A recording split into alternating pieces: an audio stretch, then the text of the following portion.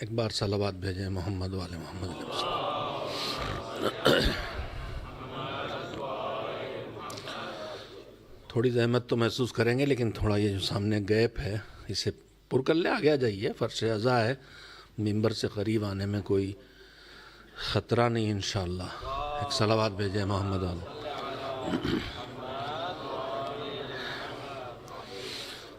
جمعے کے خطبے میں تو مولوی کے ہاتھ میں ڈنڈا بھی ہوتا ہے، اس وقت تو مجلس ہے۔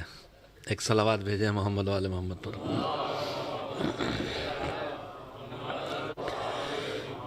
رحم اللہ من قرأ الفاتحہ۔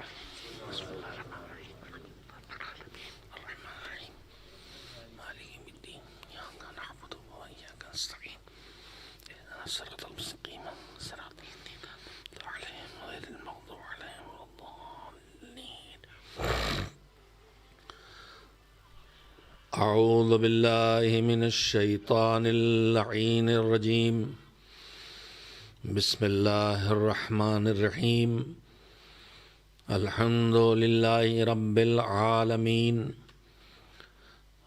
والعاقبۃ للمتقین، والجنۃ للمؤمنین، والنار للملحدین،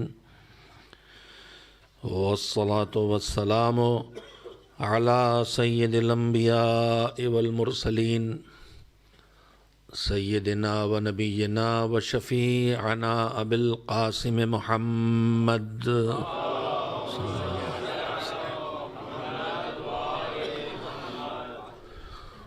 و آلہ الطیبین الطاہرین المعصومین المظلومین، واللعنۃ الدائمۃ الباقیۃ علی اعدائہم اجمعین من الآن الی یوم الدین، اما بعد فقد قال اللہ سبحانہ وتعالی فی کتابہ المبین وہو اصدق الصادقین وقولہ الحق۔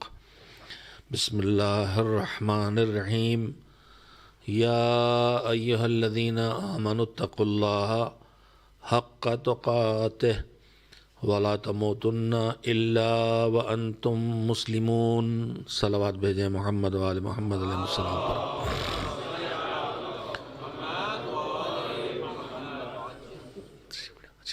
فارسی بگیم، عربی بگیم، بے فرمائد بگیم، تفضل بگیم، پلیز کم تشریف لائیے۔ محمد وآل محمد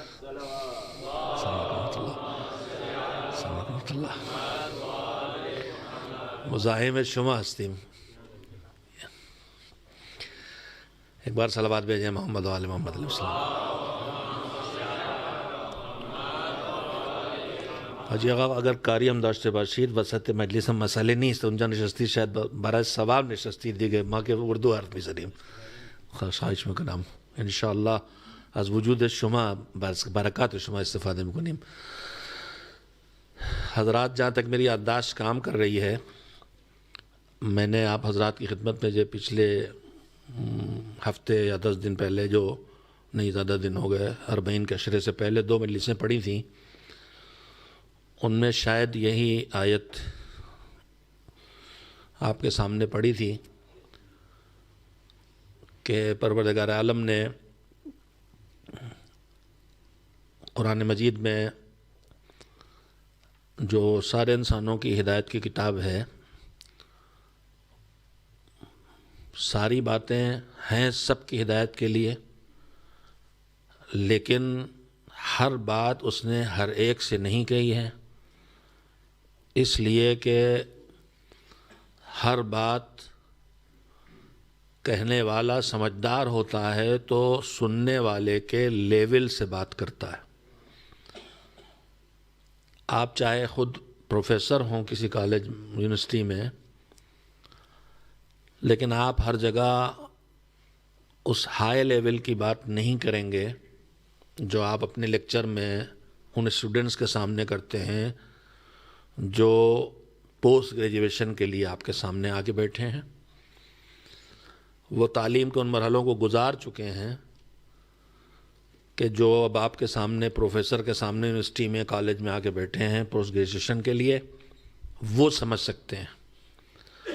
لیکن اگر وہی بات فزکس پڑھاتے ہوئے، کیمسٹری پڑھاتے ہوئے، سوشیالوجی پڑھاتے ہوئے، اکنامکس، کچھ بھی، بچوں کو بچپن سے سارے سبجیکٹ پڑھائے جاتے ہیں، لیکن وہی لیول گفتگو کا جو ہائر لیول کلاسز میں ہے، وہی بات اگر بچوں سے کی جائے تو یہ ان کے ساتھ ظلم ہوگا، ناانصافی ہوگی، اس لیے کہ ان میں ابھی اس کی صلاحیت ہی نہیں ہے کہ وہ اس بات کو سمجھ سکیں۔ پروردگار عالم نے قرآن مجید میں پوری کتاب ہدایت کے لیے دی ہے، لیکن ہدایت دھیرے دھیرے آدمی ہدایت کی منزلوں پر آتا ہے، لہذا سب سے پہلے وہ پہلا سبق جو پڑھاتا ہے وہ سارے انسانوں کو پڑھاتا ہے، اور وہ ہے توحید کا سبق، جو انسان کی فطرت کے اندر موجود ہے۔ توحید کی بات ہر انسان کو سمجھ میں آئے گی، وجود خدا سے واقفیت ہر انسان کی چیز ہے۔ اس کے بعد آخرت، دنیا کی زندگی کا وہ اگلا حصہ جو باقی رہنے والی جزا اور سزا والی زندگی ہے، یہ بھی ہر انسان کے سمجھ کی چیز ہے۔ تو ہدایت کا سبق شروع سے یہاں ہوتا ہے، لہذا قرآن کریم توحید اور شرک، قیامت اور حساب و کتاب اور جزا، اس جیسی چیزیں سارے انسان تک پہنچاتا ہے۔ لیکن قرآن میں جو پورا دین پہنچایا گیا ہے، اس میں دین کا ایک بڑا حصہ وہ ہے جو اللہ نے یا ایھا الناس کہہ کے نہیں پہنچایا کہ ہر انسان سے کہا ہو، یا بنی آدم کہہ کے نہیں پہنچایا ہے کہ آدم کی تمام اولاد سے کہا ہو، بلکہ ایک بڑا حصہ دین کا پہنچایا ہے تو یا ایھا الذین آمنوا کہہ کے پہنچایا ہے۔ یعنی اب وہ بات کہیں گے جس کو سمجھنے کے لیے تمہیں ایمان کی منزل پر آ جانا ہے، صرف ایمان والے ان باتوں کو سمجھ سکتے ہیں۔ جو ایمان تک نہیں پہنچے ہیں وہ ان باتوں کو نہیں سمجھ سکتے جو اللہ نے یا ایھا الذین آمنوا کہہ کے کہی ہیں۔ اور میں نے آپ کے سامنے شاید ذکر کیا ہو یا نہ کیا ہو، مجھے یاد نہیں ہے، میں یاد دلاتا ہوں کہ ایمان والا ہونے کے دعوے دار تو ہم سب ہیں، جتنے ہاتھوں میں قرآن ہے سب ہیں۔ مومن ہونے کے ہم سب دعوے دار ہیں، جن کے گلے کٹ رہے ہیں وہ بھی کہہ رہے ہیں ہم مومن ہیں، جو گلے کاٹ رہے ہیں وہ بھی کہہ رہے ہیں ہم مومن ہیں۔ تو سب تو مومن نہیں ہو سکتے۔ تو پھر مسئلہ یہ ہے کہ مومن کون ہے؟ تو جب قرآن نے سکھایا ہے کہ جب تمہارے درمیان کوئی بحث کھڑی ہو اور کوئی اختلاف ہو تو اس اختلاف کو فیصلہ اپنے پیغمبر حضرت محمد مصطفیٰ صلی اللہ علیہ وآلہ وسلم سے کرواؤ۔ دعوے دار ایمان کے بہت ہیں، لیکن ان میں کون ہے جو واقعی ہے مومن؟ تو اس سلسلے میں حضور کا ایک جملہ ہے، مولا کائنات امیر المومنین حضرت علی بن ابی طالب علیہ السلام سے خطاب کرتے ہوئے کہ یا علی حبک ایمان و بغضک کفر و نفاق، اے علی تم سے محبت ایمان ہے اور تم سے دشمنی اور کینہ کفر اور نفاق ہے۔ میں بغیر وقت لیے اس جملے کے پیغمبر کی ارشاد کے اندر ایک پیغام جو محسوس کیا میں نے آپ کے سامنے رکھنا چاہتا ہوں۔ ضروری نہیں کہ جو میں سمجھا ہوں وہ صحیح ہو، لیکن جو میں سمجھا ہوں آپ سے کرنا چاہتا ہوں۔ دو چیزوں کا تذکرہ ہے، ایک ہے علی سے محبت اور ایک ہے علی سے بغض اور کینہ اور دشمنی۔ پیغمبر نے کہا علی سے محبت ایمان ہے، ایک ہی نام دیا، لیکن علی سے بغض اور دشمنی اور کینے کو دو نام دیے، کفر و نفاق۔ مصلحت پیغمبر جانے، جو اس حدیث کو پڑھ کے دماغ میں بات آ رہی میں آپ کی خدمت میں عرض کر رہا ہوں۔ آخر محبت کے بھی دو نام ہو سکتے تھے، جیسے کینے کے دو نام ہیں، دشمنی کے دو نام ہیں، دو مرحلے ہیں، ایک کفر اور ایک نفاق، دو الگ الگ چیزیں ہیں۔ میرے عزیزو، محبت اور نفرت، محبت اور دشمنی، حب اور بغض، یہ دونوں چیزیں دل میں پیدا ہوتی ہیں۔ دل کے اندر پیدا ہونے والے جذبے ہیں، جو کبھی کبھی ان کا اظہار آدمی کر دیتا ہے، دل میں نفرت ہے اور زبان پہ بھی لے آئے، دل میں کسی سے محبت ہے اور خدمت کر کے بتا دیا کہ آپ سے محبت ہے، تو کبھی آدمی ان جذبوں کو چھپا کے رکھ لیتا ہے اور کبھی آدمی ان جذبوں کو اپنے عمل سے یا اپنی گفتگو سے ظاہر کر دیتا ہے۔ حب اور بغض، دوستی اور دشمنی، محبت اور نفرت، دونوں ہیں دل کے اندر پیدا ہونے والی چیزیں، کبھی زبان سے ظاہر کی جاتی ہیں، کبھی نہیں، کبھی عمل سے ظاہر کی جاتی ہیں، کبھی نہیں، کبھی چھپی رہ جاتی ہیں، زندگی بھر آدمی کو پتہ نہیں چلتا کہ ان کو مجھ سے اتنی محبت تھی یا اتنی نفرت، کہیں کھل جاتی۔ تو میرے عزیزوں میں کہنا یہ چاہتا ہوں کہ دو جذبے ہیں، محبت اور نفرت، ان کی دو صورتیں بنتی ہیں، چھپی محبت، کھلی محبت۔ ہم آپ اہل بیت کے محب ہیں اور ہمارے ساتھ کوئی دشمنیاں نہیں، کوئی ہمارے اوپر مسلط نہیں، اظہار محبت محفل کریں، مجلس کریں، ماتم کریں، روئیں پیٹیں، کوئی ظالم حکومت ہمیں مارے نہیں ڈال رہی تو ہم اس محبت کو ظاہر کر رہے ہیں۔ مگر ہمارے کتنے بھائی ہیں جو ان ملکوں میں ہیں جہاں وہابیت کا قبضہ ہے، ناصبی حاکم ہے، اگر وہاں وہ اپنی محبت کو ظاہر کر دیں تو ان کو ستایا جاتا ہے، تو اپنی محبت کو وہ ظاہر نہیں کرتے، چھپائے رکھتے ہیں۔ ایسی دشمنیوں کی کیفیت بھی ہے، ہم دشمنی رکھتے کھل جاتے، کبھی نہیں کھلتے ہیں۔ تو میرے عزیزوں، یہ دو جذبے ہیں، ایک محبت اور ایک نفرت اور دشمنی، اور دونوں کی دو صورتیں ہو سکتی، چھپی محبت، کھلی محبت، چھپی دشمنی، کھلی دشمنی۔ اب آئیے ذرا سے غور کریں، پیغمبر نے کہا یا علی حب کا ایمان، علی تم سے محبت ایمان، وہ بغض کا کفر و نفاق، اور تم سے کینہ کفر اور نفاق۔ شاید وجہ یہ ہو کہ پیغمبر یہ محسوس کرانا چاہتے ہیں کہ علی سے محبت اور علی سے نفرت کی دو قسمیں ہو سکتی ہیں، چھپی محبت، کھلی محبت، چھپی دشمنی، کھلی دشمنی۔ اور پیغمبر شاید یہ بتا رہے ہوں کہ علی سے نفرت اور بغض اور کینہ اور دشمنی جب تک دلوں میں چھپے رہیں نفاق ہے، اور جب زبان سے یا عمل سے کھل جائیں تو کفر ہیں۔ لیکن علی سے محبت چاہے دلوں میں چھپی رہے تو بھی ایمان ہے، چاہے کھل جائے تو بھی ایمان ہے۔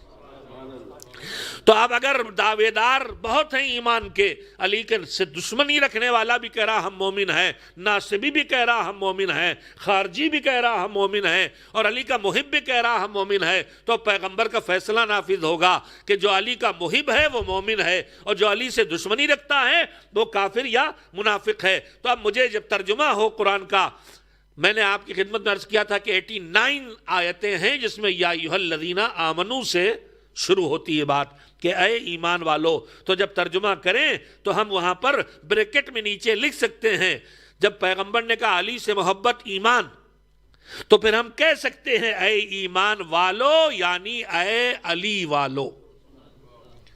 اور جب یہ کہہ سکتے ہیں تو پھر ایک بات اور مجھے کہنے دیجئے، ان 89 آیتوں کو پڑھیے قرآن مجید میں، ان میں اب تک جو جب سے آیتیں نازل ہوئیں آج تک قرآن کو پڑھ کے سمجھ کے تفسیروں میں بیان کیا جاتا ہے، اور ہر اگلی نسل پچھلی نسل کی تفسیروں سے آگے چیزیں قرآن سے سیکھ کے سامنے لاتی ہیں۔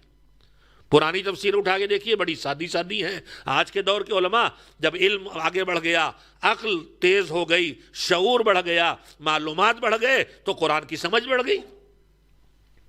اب جب سمجھ بڑھ گئی تو قرآن سے نتیجے نکالنے کی صلاحیت بڑھ گئی، جب صلاحیت بڑھ گئی تو قرآن سے زیادہ سے زیادہ نتیجے نکل رہے ہیں، اور آج جتنے ہم نکال رہے ہیں کل کی نسلیں ہم سے زیادہ نتیجے نکالیں گی۔ تو میرے عزیزوں میں کہنا یہ چاہتا ہوں کہ جو سینکڑوں ہزاروں پیغامات زندگی سے جڑے ہوئے، ان آیتوں میں جو 89 آیتیں جن میں اے ایمان والو یعنی اے علی والو کہا گیا ہے، ابھی تک ہمارے علماء نے جتنے پیغام ان آیتوں سے نکالے ہیں، میسج نکالے ہیں، ان کو دیکھیے، اور جو نکلیں گے ان کو بھی دیکھیے گا۔ میں یہ کہہ سکتا ہوں کہ یہ پیغامات جو یا ایھا الذین آمنو کہہ کے آئے ہیں، یعنی ایمان والو یعنی علی والو، ان میں یا تو اللہ ہم سے کسی اچھے عمل کو انجام دینے کے لیے کہتا ہے، یا کسی برائی سے روکتا ہے۔ ایمان والو، ماں باپ کے ساتھ مثلا اچھا برتاؤ کرو، مثلا جھوٹ نہ بولو، غیبت نہ کرو. جتنی ایسی آیتیں ایمان والوں کے ساتھ ہیں ان پہ آپ نظر ڈالیں گے تو یا کسی اچھے کام کی طرف بلایا، کسی برے کام سے بچایا، یا کسی اچھی صفت اور اخلاق کی طرف دعوت دی ہے، یا کسی برے اخلاق سے بچایا ہے، یا کسی اچھی سوچ کی طرف، نظریے کی طرف، عقیدے کی طرف بلایا، کسی برے سے بچایا. میں آپ سے کہنا یہ چاہتا ہوں کہ اگر 89 آیتوں میں جو ایمان والوں سے اللہ کہہ رہا ہے اس سب کو سمیٹ کے خلاصہ کیا جائے تو دو ہی باتیں سامنے آتی ہیں: اچھائیوں کی طرف بلایا ہے، برائیوں سے بچایا ہے. اب مجھے کہنے دیجئے یہ کام کس کو کرنا ہے؟ ایمان والوں کو. ایمان والے کون ہیں؟ علی والے. لہذا علی والا وہ ہوگا جو ہمیشہ اچھائیوں کی طرف بڑھتا ہوا دکھائی دے گا، برائیوں اور گناہوں سے پیچھے ہٹتا ہوا دکھائی دے گا. میں نے آپ کی خدمت میں یہ بات اس دن بھی عرض کی تھی، لیکن چونکہ آنے جانے ذہن مربوط کرنا ہوتے ہیں اس لیے میں نے بات دوہرا دی. میں نے یہ آیت آپ کی خدمت میں آج بھی اس لیے پڑھی اور اس دن بھی پڑھی تھی عرض کرنے کے لیے کہ مومن کی حیثیت سے جو ہم مومن ہیں، علی والے، ایمان والے، یعنی توحید کا عقیدہ رکھتے ہیں، اللہ کو ایک ماننے کے ساتھ ساتھ اس سے عادل مانتے ہیں، 1,24,000 نبیوں کو مانتے ہیں، نبی کو معصوم مانتے ہیں، نبی جو آتا ہے اللہ کی طرف سے اس کو اللہ کی طرف سے علم ملتا ہے جس علم سے وہ اپنے ہدایت کے فریضے کو انجام دیتا ہے. نبوت کے بعد امامت کو مانتے ہیں، امامت میں بھی وہی صفتیں جو نبوت اور رسالت کی ہیں. اس کو معصوم ہونا چاہیے، اس کے پاس اللہ کی طرف سے علم ہونا چاہیے، اسے اپنے زمانے میں کسی سے کمزور نہ ہونا چاہیے، اس لیے کہ اگر زمانے میں کسی سے بھی کمزور ہوگا تو اس کے دباؤ میں آ کے حق نہ کہہ سکے گا. امام اور نبی اور رسول کو، چاہے وہ امام ہو، چاہے وہ رسول ہو، چاہے نبی ہو، ہر حاجی کو اپنے زمانے کے لوگوں میں سب سے زیادہ سخاوت مند اور کھلے ہاتھ کا ہونا چاہیے، تاکہ کسی چیز کے لینے کے چکر میں، پانے کے چکر میں، لالچ کے چکر میں کوئی حق چھپائے نہ یا کوئی باطل پھیلائے نہ. ہم آپ یہ سب کرتے ہیں، کہیں برائی پھیل رہی ہم چپ رہتے ہیں، ہمارے ڈر کے کہ بولیں گے تو پٹ جائیں گے. ہم لوگ جو ممبروں پہ آتے ہیں ہمارے ساتھ بھی خوف ہوتا ہے کہ کتنا کہہ سکتے ہیں اور کتنا نہیں کہہ سکتے ہیں.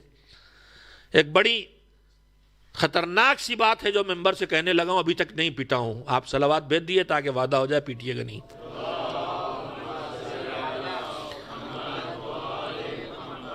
اچھا، درمیان میں ہمارے ہاں جو اودھ میں، لکھنؤ سے میرا تعلق ہے، وہ اودھ کی حکومت کہلاتی تھی. وہاں سلام کی جگہ آدابرز ایجاد ہوا تھا. البتہ اس کی مصلحت تھی کہ سلام علیکم مسلمان کو کرتا اور ہم درمیان میں دوسروں کے بیچ میں رہتے ہیں، تو اب دوسرے کو سلام علیکم. سلام علیکم کیا ہے؟ پہلی چیز اس زندگی کو پرسکون بنانے کی یہ ہے کہ ہم ایک دوسرے سے بے خوف ہو کے جئیں، کہ آپ کو ڈر نہ ہو کہ آپ مجھے نقصان پہنچائیں گے، اپنی زبان سے، اپنے ہاتھ پیروں سے، اپنے مال سے، اپنے پیسے سے، اپنی طاقت سے، اپنے سیاست سے، تعلقات سے. میں مطمئن ہوں کہ آپ مجھے نقصان نہیں پہنچائیں گے اور میں آپ کو نقصان نہیں پہنچاؤں گا. جب یہ اطمینان ہوگا تبھی زندگی آگے بڑھے گی، ورنہ میں آپ سے ڈرا رہوں گا، آپ مجھ سے ڈرے رہیں گے. تو اسلام نے اسی لیے رکھ دیا سلام علیکم، کہ ملاقات ہو تو پہلے تم کہو کہ میری طرف سے تمہیں کوئی نقصان پہنچنے والا نہیں ہے، میری طرف سے سلامتی ہی سلامتی ہے. اور وہ جواب میں کہے کہ پھر میری طرف سے بھی سلامتی کے علاوہ کچھ نہیں. تو یہ کوئی رسم نہیں ہے، یہ اللہ کی طرف سے زندگی بسر کرنے کا ایک بہت بڑا سلیقہ ہے کہ جب دو ملو تو دونوں ملو تو ایک دوسرے کے شر سے محفوظ ہونے کا وعدہ کرو کہ میں مجھ سے مل رہا ہوں تم سے، تو اب گالم گلوچ ہم میں نہیں ہوگی، مار پیٹ نہیں ہوگی، میں تم کو گالیاں نہیں دوں گا، میں تمہیں الزام نہیں لگاؤں گا، تم مجھے کرو گے. یہ ہے سلام علیکم. میں تو تفریح میں کہہ رہا تھا کہ ہمارے آدابرز ایجاد ہوا. اصل بات یہ تھی کہ سلام علیکم سلامتی میری طرف سے ہے برادر اسلام کے لیے جو اللہ کے سامنے سر تسلیم خم کیے، جس سے مجھے خطرہ نہیں. میں اس سے کہوں مجھ سے بھی تم خطرہ محسوس نہ کرو، لیکن جو میرے دین کا خطرہ، جو میرے ایمان کا خطرہ، جو میرے رب کوئی نہیں مانتا ہو تو پہلے مرحلے میں مجھے کوشش کرے گا بہکا کے اپنے شرک کی طرف لے جائے، کفر کی طرف لے جائے. تو مجھے تو اس سے ہر وقت خطرہ ہے کہ مجھے مشرک بنائے، مجھے کافر بنائے. تو مجھے اس کے خطرے سے بچنا ہے، تو پھر میں اس سے کیسے وعدہ کر لوں؟ تو آدابرز نکالا گیا، تسلیمات نکالا گیا. اب آج کل ایک اور سلام نکلا، میری سنیے تھا وہ کیوں نکلا ہے؟ آداب اور تسلیمات جو نکلے تھے وہ تو اس لیے نکلے تھے کہ بھئی تم ان نظریات کے مالک ہو کہ جن سے میں اپنے کو صحیح سالم نہیں محسوس کرتا. تمہارا یہ نظریہ شرک بت پرستی کہیں مجھ میں نہ آ جائے تو بڑی بیماری جو مجھ میں آ جائے گی. میں تم بہت بڑی وائرس لیے ٹہل رہے ہو, مجھے تم سے بچا کے رکھنا اپنے آپ کو. اور ہمارے درمیان جو بہت سے لوگ بحث کرتے ہیں وہ ہم سے زیادہ صاف ستھرے ہیں اور ہم سے زیادہ کلین لوگ ہیں اور بڑے اچھے اخلاق کے, بڑے اچھی عادتوں کے. میرے عزیزو سب صحیح ہے, مگر ہم کون ہوتے حکم خدا کے پیچھے مصلحتیں ڈھونڈ کے طے کر لینے والے کہ اللہ نے یہ جو حکم دیا ہے کہ غیر مسلم جو کافر ہے, جو مشرک ہے, اس کے ساتھ اس کا کھانا پینا جائز نہیں ہے, نجس ہے. ہم نے طے کر لیا صفائی اور گندگی. صفائی اور گندگی ہم طے کر رہے ہیں, اصلاً اللہ نے تو نہیں بتایا. اور سب چیزوں سے کلین ہے, مگر اس کے بعد جو شرک کا وائرس ہے, اس کے بعد جو کفر کی بیماری ہے, سب سے بڑی بیماری تو یہی ہے. اگر وہی مجھے لگ گئی تو کیا ہوگا؟ تو ایک فاصلہ اللہ نے رکھا جس سے ہم آپ تھوڑا کوئی وائرل بیمار ہو جائے تو ہم ناک پہ وہ رکھے ہوئے ہیں, ہاتھوں میں دستانے پہنے ہوئے ہیں, ایک دوسرے سے مل نہیں رہے, تو اس نے ایک فاصلہ, ایک بیریکیٹر رکھا کہ یہ بیماریاں جو کفر و شرک کی ہیں, اور جب شرک و کفر آتا ہے تو پھر بیماریوں کی باڑھ آ جاتی ہے. تو اس سے بچانے کے لیے اللہ نے فاصلے رکھے. تو چلیے وہاں تو آداب اور تسلیمات تھا. اب میری سمجھ نہیں آتا یہ سلام علیکم جن سے کہا گیا تھا, انہوں نے سلامتی کے وعدے اور جوابی وعدے کے بجائے یہ یا علی مدد اور مولا علی مدد کیوں نکال لیا؟ کون سا خیبر اکھاڑنے آئے ہو بھائی جو یا علی مدد؟ کون تمہارے سامنے عامر کا بھتیجا آ گیا ہے کہ یا علی مدد؟ مومن آیا ہے, مومن آیا ہے تو جنت میں جو سلام کیا جائے گا وہی سلام یہاں رکھو. خندق جہنم والا تو اس میں لے کے پھاندنے والے ہیں کیا ان کو جو یا علی مدد؟ ایک صلوات بھیجے محمد والے محمد السلام. محبت اپنی جگہ ہے. کچھ میرے ماموں تھے مولانا غلام عسکری اللہ مقامہ, ان پر ایک زمانے میں الزام لگا کہ یہ عزاداری کے مخالف ہیں, اور یہ ہیں وہ ہیں. ایک 57 سال کی عمر انہوں نے پائی تھی کل, اور اس 57 سال کی عمر میں انہوں نے 47 سال مجلسیں پڑھی تھیں 10 سال کی عمر سے, اور اس میں پورے 22 سال جب تک زندہ رہے بمبئی میں ایک ہی ممبر سے پڑھتے رہے. اور ان سے کہا, ان کے اوپر الزام لگایا گیا کہ یہ عزاداری مخالف ہیں اور کیا ہیں, تو انہوں نے جو الزام لگانے والوں سربراہ تھے ان کو ایک دن پکڑ کے کہا تھا کہ سنیے, جتنے آپ شیعہ ہیں اس سے کچھ کم شیعہ ہم نہیں, آپ سے کچھ زیادہ ہی شیعہ ہیں ہم. تو میرے عزیزوں وہ تو 57 سال کی عمر میں اٹھ گئے, اتنے نڈر تھے. میں تو 62 سال کا ہو ہی چکا ہوں, سٹھیایا نہیں ہوں, تو اب ڈر کاہے کے رہ گیا. جس کا جو جی چاہے کہے. میں یا علی کہنے کا مخالف نہیں ہوں, یا علی نہیں کہوں گا تو میرے رگوں میں جوش کہاں آئے گا. مگر یا علی کہنے کا ایک مقام ہوتا ہے, جہاں دشمن کا مقابلہ کرنا ہے وہاں یا علی کہو. دوست کے سامنے آئے ہو تو یا علی کہنے کا کیا کام ہے؟ اسے تو صلوات بھیج کے سلام دے کے اور اس کے بعد گلے سے لگاؤ, معانقہ کرو, ہاتھ ملاؤ, تاکہ تمہارے گناہ بھی جھڑ جائے, میرے گناہ بھی گر جائے. سلامتی کا وعدہ دے کے ایک دوسرے سے ملو. یہ کون سا طریقہ؟ اور پھر مذہب نے اگر ایک طریقہ قرآن کریم میں بتا دیا, معصومین نے بتا دیا, عمل کر کے بتا دیا, تو میں اس کو بدلنے والا کون ہوتا ہوں؟ مگر بس اب ایک بنا ہوا جذباتی قسم کے لوگ ہیں. یا علی مدد مولا علی مدد, کاہے کی مدد لے رہے ہو بھیا؟ کون سا یہاں تمہارے سامنے مرحوب انتر کے جانشین آ گئے جن سے مار پیٹ ہونے والی؟ انہوں نے بھی کہا مولا علی مدد, یعنی 2 پہلوان کشتی کے لیے تیار ہو گئے. تو اب جب یہ کہہ کے آؤ گے تو مار پیٹ بھی ہوگی, گالم گلوچ بھی ہوگی, سب کچھ ہوگا. سلام علیکم دل سے کہہ کے ملو تو ملو گے بھی تو سلامتی کے ساتھ, ہٹو گے بھی تو سلامتی کے ساتھ. ایک صلوات بھیجے محمد والے محمد علیہ السلام. نہیں, آپ صلوات تو اس سے ہلکی بھیج سکتے ہیں, میرے اوپر کچھ فرق نہیں پڑتا اس سے.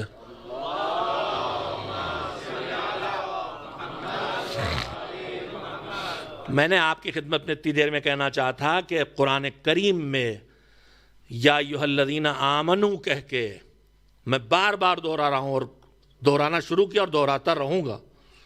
جتنی آیتیں آئی ہیں ان کو ہم پڑھیں, اس لیے کہ وہ ہم سے کہا گیا ہے. دیکھیں اس میں کیا کیا ہے اور اس کو نافذ کریں. ان میں سے ایک آیت میں نے آپ کے سامنے پڑھی, اس دن بھی پڑھی تھی, اس لیے کہ میں نے اس سال اپنی گفتگو کا موضوع رکھا ہے مومن کی زندگی میں پیدا ہونے والے مسائل اور پرابلمز, ایشوز، کنسرنس، مشکلات، صعوبات. گاڑی والی عربی بھی سن لیجیے، آسان والی اردو بھی سن لیجیے، اور بے ڈنگی انگریزی بھی سن لیجیے، کچھ تو سمجھ میں آ ہی جائے گا. مومن کی زندگی میں پیدا ہونے والی مسائل، مشکلات، پرابلمس، ایشوز، کنسرنس، ان میں سے جتنی چیزیں سب ہماری زندگی میں آتی ہیں. کچھ پہ ہم دھیان دیتے ہیں، کچھ پہ نہیں. اور ان کا حل، خالی پرابلم نہیں، ان کا حل. میں نے آپ کی خدمت 2 دن عرض کیا تھا کہ مومن کی زندگی مطلب کیا ہے. ایک پرابلم وہ ہیں، ایشوز وہ ہیں ہماری زندگی کے جو سب کے ہیں، چاہے مومن ہو چاہے نہ ہو. کھانا پانی، روٹی کپڑا، مکان، بیوی بچے، شادی بیاہ، یہ سب ہماری سب کی پرابلم ہے. تعلقات، دوستی، پڑوس، یہ سب ہمارے تعلقات سب کے ہیں، چاہے کوئی مومن ہو چاہے نہ ہو. مگر مومن کی زندگی کے اپنے الگ پرابلم ہے. مومن سے اللہ کہتا ہے کہ تم دعا کرو ہم قبول کریں گے. اب ہم جب تھک جاتے ہیں اور ہماری کہیں گاڑی نہیں چلتی تو ہم دعا کرتے ہیں، پھر بھی اثر نہیں ہوتا، تو پھر یہ مومن کی پرابلم ہے کہ وہ دیکھے کہ میری دعا کیوں بے اثر ہو گئی. مومن کے لیے اللہ نے کہا ان کو اچھی باتیں بتاؤ، ان کو فائدہ پہنچے گا. میں روز مجلسوں میں اچھی باتیں سنتا ہوں اور اس کے بعد پھر میرے اوپر اثر نہیں ہوتا، وہی جھوٹ، وہی غیبت، وہی مکاری، وہی عیاری، وہی فتنے سب کرتا رہتا ہوں، تو آخر میرے اوپر اچھی بات کا اثر کیوں نہیں ہو رہا؟ مومن کی بات کی پرابلم. مومن کی زندگی کی پرابلم یہ بھی ہے کہ مجھے اللہ نے کہا ایمان پر، جو آیت میں نے پڑھی ہے، ایمان پر رہو، تقوی کے ساتھ زندگی بسر کرو اور مسلمان مرو. تو میری زندگی کا ایشو ہوا کہ میں دیکھوں کہ میں مسلمان مرنا ہے مجھے، تو کیسے بچاؤں؟ مسلمان موت کیسی ہو؟ اس لیے کہ مسلمان ہوتے ہوئے بھی آدمی مسلمان نہ مرے. یہ تو سامنے ہے، بالکل آیت کہہ رہی ہے کہ دیکھو مسلمان مرنا، اس کا اللہ مسلمان جینا ہی بات کام نہیں ہے، مسلمان مرنا اس سے بڑا کام ہے. اور مسلمان آدمی نہ مرے یہ کوئی ایسی مشکل چیز نہیں ہے، بڑی آسانی سے شیطان یہ کام کرا دیتا ہے. آدمی بظاہر ٹھیک ٹھاک زندگی بسر کرے پھر بھی مسلمان نہ مرے، ہو سکتا ہے. میں نے آپ کی خدمت میں پڑھا اور ہم آپ سب سنتے ہی رہتے ہیں کہ سرور کائنات حضرت محمد مصطفیٰ صلی اللہ علیہ وآلہ وسلم نے فرمایا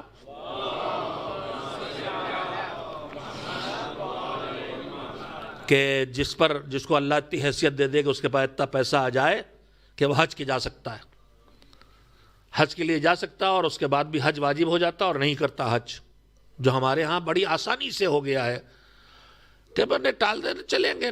5 سال کے بعد کی پلان ہے، ابھی تو ذرا یہ کر لیں اور وہ کر لیں اور وہ کر لیں تب جائیں گے. نماز ظہر کا وقت آتا ہے تو آپ پلان کرتے ہیں کہ اب رات میں 10 بجے پڑھیں گے، یا ظہر کا وقت ہے تو ظہر کا وقت پڑھ لیں گے. رمضان کا مہینہ آئے گا تو اب رمضان میں روزے رکھیں گے، یا جب جی چاہے گے تب رکھیں گے. حج بھی اسی طرح سے واجب فوری ہے. واجب فوری کا مطلب یہ ہے کہ جس سال میرے پاس اتنے پیسے آ گئے کہ میں حج کر لوں، اور میرے گھر کا خرچہ چلے گا جتنی دیر حج کے لیے جاؤں گا، اور واپس آؤں گا تو روزی چلے گی، تو میرے اوپر چاہے کتنا ہی قرضہ ہو، چاہے بیٹی گھر میں بیٹھی ہو چاہے گھر نہ ہو، جیسے ہی میرے پاس اتنے پیسے آئے اسی سال مجھ پر حج واجب ہو گیا. یہ ہے واجب فوری. آپ کو ڈیزائن کا حق نہیں ہے کہ جب فرصت نکال کے 4 سال کے بعد پلان کیا حج کریں گے، ابھی تو زیارت کے لیے جا رہے ہیں. نہیں، واجب فوری ہے. جیسے نماز کے وقت آ جانے کے بعد نماز پڑھنا ہے، روزہ مہینہ آ جانے کے بعد روزہ رکھنا ہے، خمس کی تاریخ آنے پہ خمس نکالنا، ویسے ہی حج جس سال پیسے آ گئے حج کرنا. آدمی پہ حج واجب ہو نہ کرے. بہت لاپرواہ ہمارے درمیان. اور ہم سمجھتے ہیں ایک گناہ کیا، ایک گناہ نہیں کرتے ہم. جیسے نماز جتنی دیر آدمی پڑھتا ہے اتنی دیر حالت عبادت میں ہے، جتنی دیر روزہ رکھتا آدمی اتنی دیر حالت عبادت میں ہے، جتنی دیر مجلس سن رہا ہے اتنی دیر حالت عبادت میں. ایک عبادت نہیں ہے یہ، عبادت ذرا گاڑی زبان میں استمرار پیدا کر رہی ہے، یعنی پھیل رہی ہے، کنٹینیو ہے. تو جیسے نیکیاں کنٹینیو ہوتی ہیں ویسے گناہ بھی 2 طرح کے ہوتے ہیں. ہم نے ایک نظر نامحرم کو گھور کے دیکھا، نگاہیں چکا لی، اتنی دیر کے لیے گناہ ہوا، اب نہیں ہے وہ گناہ. لیکن ایک یہ ہے کہ میں نے حج کا سال واجب ہوا اور میں نے نہیں کیا، تو یہ گناہ کنٹینیو ہو رہا ہے. جب تک حج نہ کر لے حج چھوڑنے کا گناہ جاری ہے اگلے سال تک، اور اگر اگلے سال پھر نہیں کرے تو پھر گناہ جاری رہے گا. تو آدمی کیا چاہتا ہے کہ نیکیاں کنٹینیو ہو اس میں موت آئے، یا یہ چاہتا ہے کہ گناہ کنٹینیو ہو اس میں موت آ جائے؟ خدا نہ کرے جیسے آدمی گناہ کا کر رہا ہو کوئی بھی، اللہ میں مثالیں ممبروں سے نہیں دینا چاہتا، لیکن ہمیں سوچنا چاہیے کہ اگر اسی عالم میں موت آ جائے تو دنیا کی ذلت بھی اور آخرت کی ذلت بھی۔ اللہ نے جو حرام کیا ہے اس کا شکار ہو رہے ہیں، پی رہے ہیں، کھا رہے ہیں، لیٹے سو رہے ہیں، حرام، اسی میں موت آ جائے تو کون سی موت ہوگی؟ ویسے اگر ہم نے واجبات جن کا اللہ نے وقت معین کیا جب تک ان کو چھوڑے پڑے ہیں تب تک وہ گناہ کنٹینیو ہے، جیسے نیکیاں کنٹینیو ہوتی ہیں۔ تو میرے عزیزو، موت ایمان پر ہو، موت آئے تو آدمی مسلمان بنے، یہ مومن کی زندگی کا ایک مسئلہ ہے اور پرابلم ہے، اور یہ ایشوز ہیں جن کی طرف ہم توجہ بھی نہیں دیتے۔ دو ہدایتیں اس آیت میں ہیں، میں بس ختم کرتا ہوں، آج آپ کو زیادہ ہی تھکے تھکے سے دکھائی دے رہے ہیں، پتہ نہیں آج دن میں کہاں گئے تھے آپ سب لوگ۔ ایک صلوات بھیجے محمد والے محمد علیہ السلام پر۔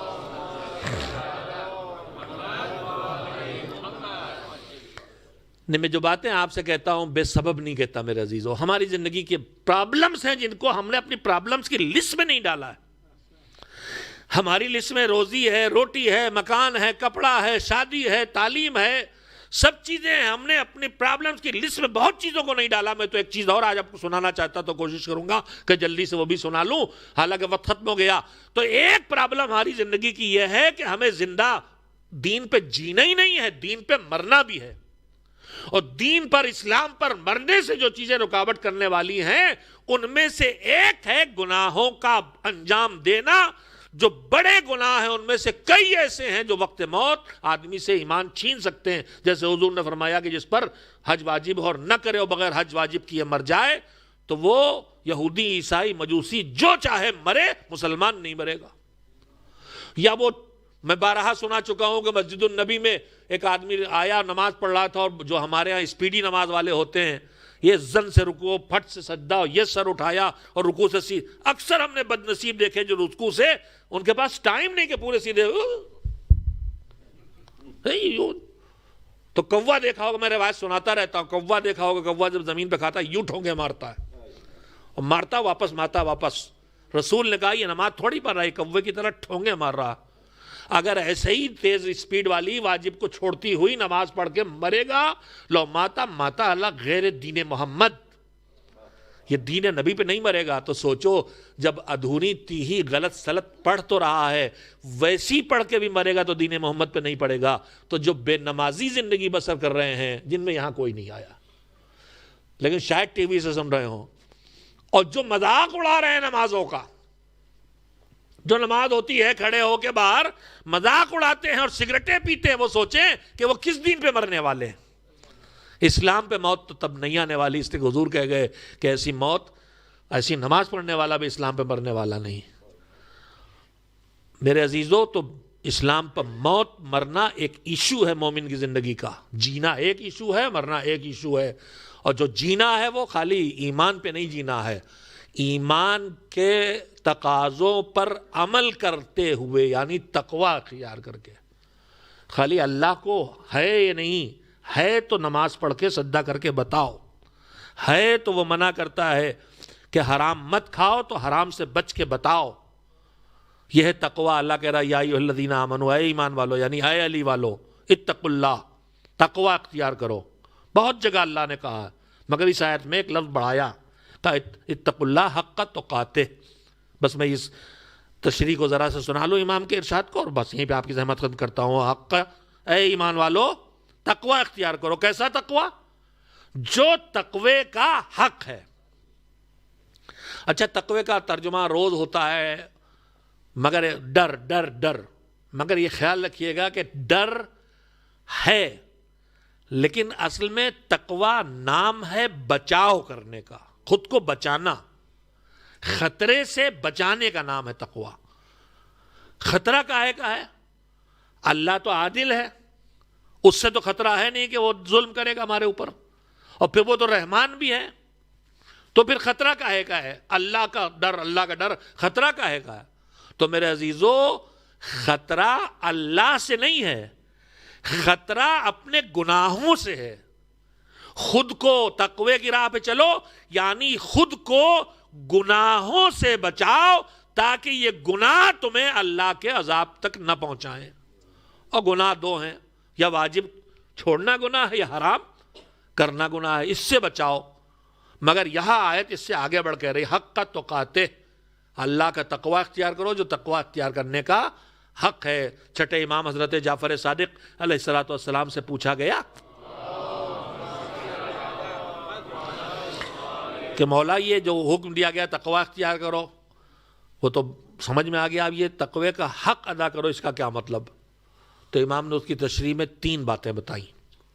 فرمایا کہ تقوی اللہ کی اطاعت کا نام ہے. ہم نے اللہ کی بات مانی، واجب ہے، وقت آیا نماز کا نماز پڑھی، روزے کا وقت ہے روزہ رکھا. ہم نے اللہ کی بات مانی، نجس نہیں کھایا، شراب نہیں پی، چوری نہیں کی، زنا نہیں کی، بدکاری نہیں کی، ہم نے اللہ کی بات مانی. مگر ادھر اللہ کی بات مان کے بھی چل رہے ہیں اور بیچ بیچ میں باتیں آتی جو اللہ کی نہیں مانتے، جھوٹ بول گئے، قرضہ لے کے مار دیا، میراث پہ قبضہ کر لیا بہن کی، نہیں دیا، پارٹنرشپ میں آئے لے کے بھاگ گئے، چوراتے رہے، نماز بھی پڑھتے رہے، چوری بھی کرتے رہے، نماز بھی پڑھتے رہے، رشتہ داروں کو تنگ بھی کرتے رہے. تو ادھر اللہ کا تقوی بھی چل رہا ہے اور ادھر اللہ کی نافرمانی بھی چل رہی. کا حق کے تقوی یہ نہیں ہے. فرمایا حق کے تقوی یہ ہے ان یطاع اللہ فلا یعصى. تقوی کا حق یہ ہے کہ اللہ کی اطاعت اس طرح کرو کہ پھر اس کی معصیت اور نافرمانی نہ کرو. یعنی پھر اب کوشش کرو کہ واجب ہے تو کر کے رہیں گے، حرام ہے تو بچ کے رہیں گے. یہ ہے حق تقوی. اور اللہ کہہ رہا مسلمان مرنا تو پہلے کہہ رہا تقوی، خالی تقوی نہیں کہہ رہا، حق کے تقوی. مسلمان مرنے کا یقین تب پیدا کر پاؤ گے جب حق کے تقوی ادا کرو. اور حق کے تقوی یہ ہے کہ اس کی اطاعت کی جائے اور اس کی معصیت اور نافرمانی نہ کی جائے. یہ نہیں کہ ایک طرف اس کی اطاعت بھی چلتی رہے اور ایک طرف اس کی نافرمانی بھی چلتی رہے. مگر اتنی نہیں، اس سے آگے کی شرطیں بھی ہیں. سن تو لیجئے، کم سے کم پتا تو رہے کہ اللہ ہم سے چاہتا کیا. جو علی والے بہت شان سے نعرے لگاتے ہیں تو یہ پتا تو ہو کہ آپ علی والے ہیں بھی کہ نہیں ہیں. خالی نعرے لگانے سے آدمی نہیں ہو جاتا، ان کی سیرت اپنانا پڑے گی، ان کی راہ پہ چلنا پڑے گا.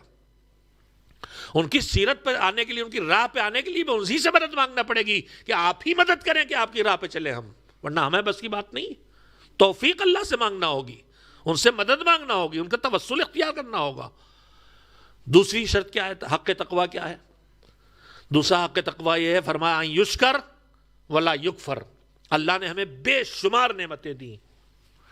ان نعمتوں کا جب ہمیں ان نعمتوں میں جب کوئی بڑی نعمت ملتی ہے یا کبھی کوئی بڑی نعمت چھننے سے بچ جاتی تو ہم شکریہ ادا کر دیتے ہیں. سجدہ شکر کر لیا، الحمدللہ کہہ دیا، شکرن کہہ دیا. تو ایک تو شکریہ یہ ہے جو آدمی اپنی زبان سے یا اپنے عمل سے، سجدے سے، نماز سے، کسی چیز سے بھی ادا کرتا ہے. کہا کہ ان یشکر ولا یکفر. اللہ کی نعمتوں پر ہمیشہ شکر کا احساس رکھو، کفران نعمت نہ کرو. میں اس میں ایک اور جو مفہوم ہے شکر اور کفر کا وہ آپ کی خدمت میں عرض کرنا چاہتا ہوں. ایک شکر ہے نعمت کی قدر کر کے، نعمت کا احساس کرتے اللہ کے سامنے ممنون اور احسان مند ہونا، اور مثلا زبان سے کہنا الحمدللہ یا سجدے میں رکھ کے کہنا شکر تیرا، یا 2 رکعت نماز شکرانے کی پڑھنا، یا کوئی اچھا کام کرنا کہ تیرے شکر ادا کرنے کے لیے کام کر رہا ہوں. لیکن ایک شکر یہ ہے کہ جو اللہ کی نعمت ملی ہے اس نعمت کا صحیح استعمال کرنا، یہ بھی شکر ہے. اور اس کے مقابلے میں کفر کیا ہے؟ کفران نعمت. نعمتیں آتی رہے اور شکایت کرتے رہے بے حساب نے. ارے صاحب بیماری تمہارے گھر آئی ہے لیکن بیماری کا علاج کرانے لائق تمہارے پاس حیثیت ہے، اس کا پہلے شکریہ ادا کرو. دیکھو جا کے وہ بیمار کہ جس کے پاس حیثیت بھی نہیں اپنے علاج کرانے کی. تو ایک مصیبت پہ آ کے ہم اس کی ہزاروں نعمتوں کو ٹھکرانے لگتے ہیں اور اس کے شکوہ کرنے لگتے. کہا نہیں، شکریہ ادا کرو، شکوہ نہ کرو. لیکن دوسری منزل یہ ہے کہ نعمتوں کا صحیح استعمال کرو، یہ ہے شکران نعمت. اور نعمتوں کا غلط استعمال نہ کرو، یہ ہے کفران نعمت. اور اس وقت ہماری پوری سوسائٹی بہت بری طرح سے کفران نعمت کا شکار ہے۔ ہمارے پاس نعمتوں کی فراوانی ہے، ہم کھانے کس طرح پھینک رہے ہیں،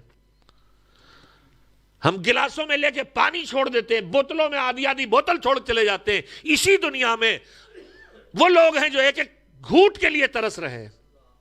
اسی دنیا میں راجستھان میں ہندوستان میں چلے جائیے، کئی میل پیدل جا کے سروں پہ گھڑے رکھ کے پانی لینے جاتے ہیں اور دن بھر کنویں کے پاس کھڑے رہتے ہیں، اور جب نمبر آتا معلوم ہوا پانی کنویں میں ختم ہو گیا۔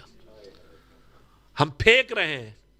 ہمارے پاس پیسہ بہت ہے، چاروں طرف بجلی جل رہی ہے، بل تو ہمیں دینا، آپ کو بل دینا ہے، لیکن یہ بجلی تو اللہ کی نعمت ہے، اس کو بیجا جلا کے آپ جو کر رہے ہیں کفران نعمت۔ تو ہمارے پاس نعمتوں کا بے حساب بیجا استعمال ہے بے حسی سے، اور اسی کا نام کفران نعمت ہے، اور یہی تبذیر بھی ہے اور حرام ہے یہ۔ اور ہم سمجھتے ہیں ہم بڑے اچھے بڑے نیک ہیں۔ نعمتوں کی قدردانی ضروری ہے۔ یہ کفران نعمت نہ ہو تو یہ نعمتیں ہم دوسروں تک منتقل کریں۔ اگر نہیں آپ اس کو کھایا جاتا تو پھینکنے کے بجائے پیک کر کے بچا کے رکھتے رہیے، اور اس کے بعد جمع کر کے کسی بھوکے تک پہنچا دیجئے۔ کیا اس ملک میں بھوکے نہیں ہیں؟ یہاں بھی ہیں، لیکن ہم کفران نعمت کا شکار ہیں۔ یہ دوسری چیز، تفصیل میں جانے کی بالکل گنجائش نہیں۔ تیسری چیز حق تقوی یہ ہے کہ اطاعت کرو، معصیت نہ کرو۔ حق تقوی یہ ہے کہ نعمتوں کا صحیح استعمال کرو، نعمتوں کا بیجا استعمال نہ کرو۔ اگر مجھے بولنا آتا ہے ممبر پر تو میں آ کے لوگوں کی ذلیل کروں، یہ کفران نعمت۔ آپ کا دماغ بڑا تیز ہے تو کنبوں میں لڑائیاں لڑاؤں، جماعت میں ٹکڑے کر دوں، سازشیں رکھتا پھروں، یہ کفران نعمت ہے۔ اور کل تو چھوڑیے، اگر کفران نعمت کے ساتھ زندگی بسر ہوئی تو مسلم موت ہونا خطرے کا خالی نہیں ہے کہ اسلام پہ آدمی اٹھے گا۔ نعمتوں کا بیجا مصرف کرنے والے، یہ جو زیادہ ذہانتیں کر کے قوموں کو آپس میں گھروں کو لڑاتے اور فتنے کرتے ہیں، یہ سمجھ لیں شیطان ان کی اسی ذہانت کو وقت موت لا کے اللہ کے خلاف کھڑی کر دے گا، اور یہ مصیبتوں کا شکار ہو کے یہاں جانے والے۔ اور تیسری چیز کیا ہے؟ سننا ہو چاہے نہ سننا ہو، صلوات تو بھیج ہی دیے۔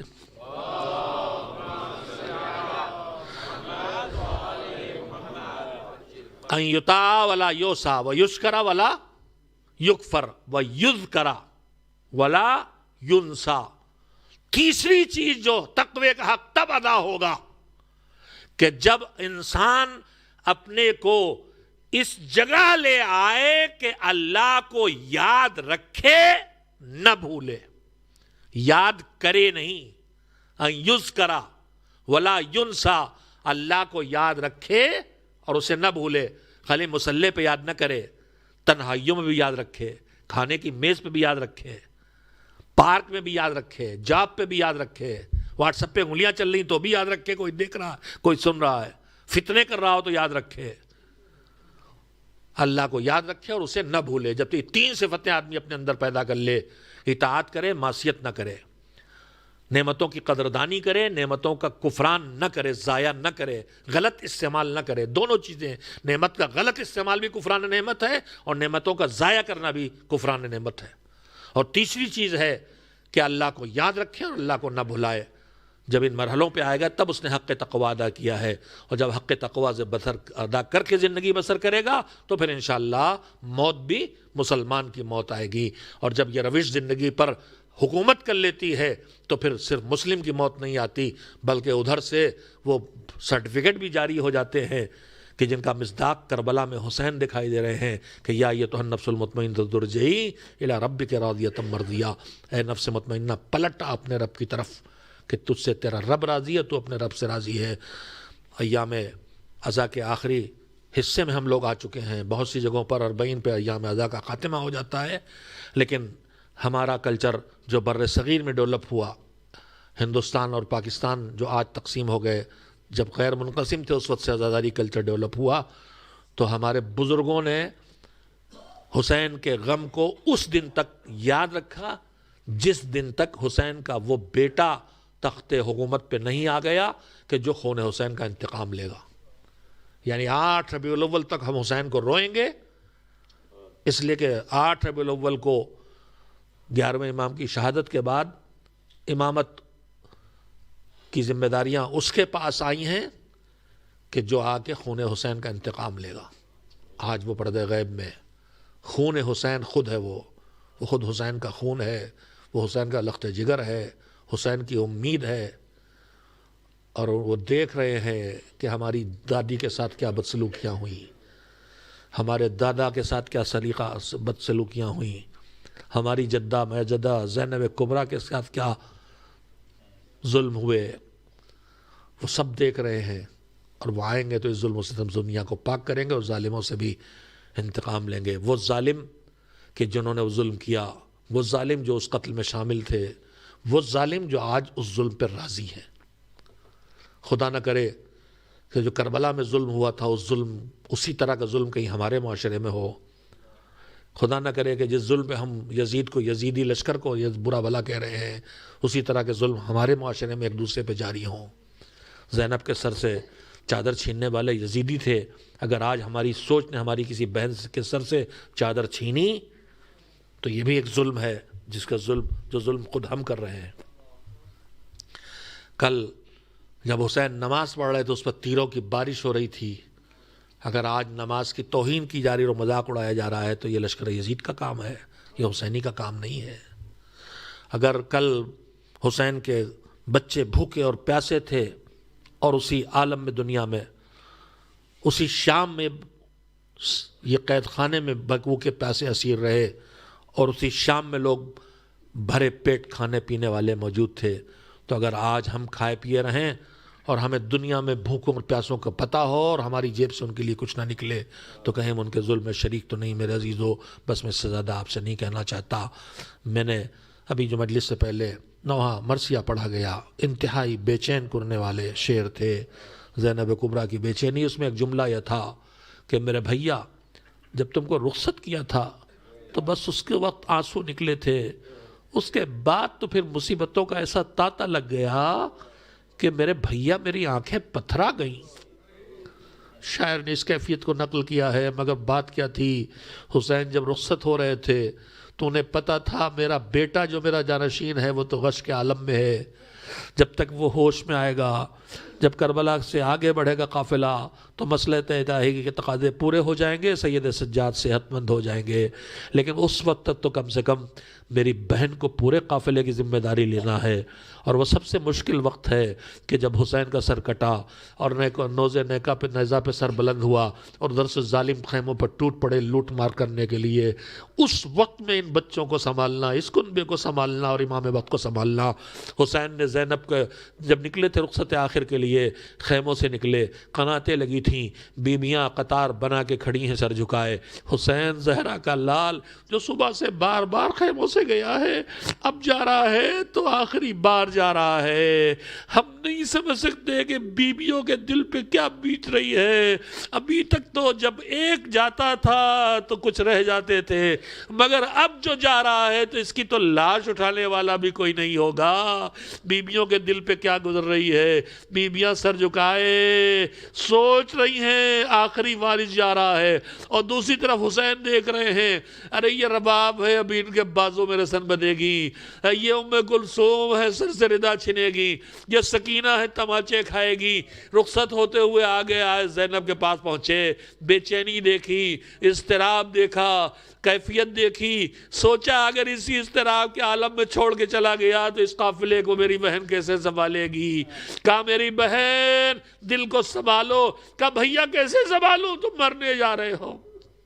کمنٹ ٹھیک ہے، پھر یہی تمہارا بے چین چہرہ جب ہمارے گلے پہ خنجر چلے گا تو دکھائی دے گا، مجھے تڑپا دے گا۔ اگر بہن بھی اطمینان سے رخصت کرو گی لبوں پہ تبسم لا کے تو میں اطمینان کی موت دنیا سے جاؤں گا۔ ایک مرتبہ زینب نے دل کو سنبھالا، کہا میری بہن زینب اب میں دنیا سے جا رہا ہوں، لیکن دیکھو ارے اپنے بال نہ نوچنا غم میں، اپنے رخساروں پہ تماچے نہ مارنا۔ زینب کو وصیت کر کے گئے حسین، زینب نے دل مضبوط کر لیا، پھر کبھی بے چینی زینب کے چہرے پہ نہ آئی، مگر زینب نے اپنے رخساروں پہ بھیا کے لیے تماچے نہ مارے، بال نہ نوچے، مگر ہائے ظالم کہاں باز آنے والے تھے۔ سروں سے چادریں چھینی گئیں، پشت پہ تازیانے لگائے گئے، کانوں سے گوشوارے چھینے گئے، رسیوں رسیوں سے جکڑ کے دیار پھرایا گیا. ارے بے کجاوا اونٹوں پہ بٹھا کے تسلی نہ ہوئی ظالموں کو. بے کجاوا اونٹوں پہ بٹھا کے اونٹوں کو دوڑایا جاتا تھا تاکہ بیویوں کو زیادہ سے زیادہ اذیت ہو. ان مصیبتوں کا سامنا کر کے زینب نے دین بچایا. آج ہم کو آواز دے رہی ہیں تم بھی تھوڑی سی دشواریت اٹھاؤ مگر ہمارے دین کا پیغام اگلی نسلوں تک پہنچاؤ. وَسَيَعْلَمُ الَّذِينَ ظَلَمُوا أَيَّ مُنْقَلَبٍ يَنْقَلِبُونَ أَلَا لَعْنَةُ اللَّهِ عَلَى الْقَوْمِ الظَّالِمِينَ. اللهم تقبل منا انك انت السميع العليم. ماتم حسین.